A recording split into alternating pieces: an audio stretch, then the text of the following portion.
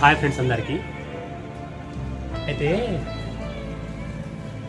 కొందరు ఎట్లా ఉంటారంటే ఉదయం నుంచి సాయంత్రం వరకు బాగా కష్టపడతారు.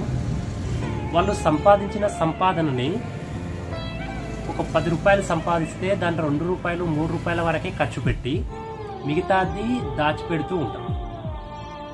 అయితే వాళ్ళు బయటి వాళ్ళకి చూడడానికి ఎట్లా కనిపిస్తారంటే వీళ్ళ దగ్గర ఏం లేదు, వీళ్ళ దగ్గర తినడానికి తిండి కూడా కరెక్ట్ లేదు, వీడు మరీ పేదగా ఉన్నాడు అనేటట్టుగా కనిపిస్తాడు. అయితే వాడు మన ఆశలన్నీ చంపుకొని వానికంటూ ఒక టార్గెట్ ఉంటుంది.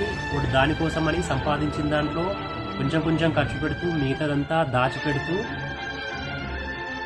అలా గడుపుతూ ఉంటాడు.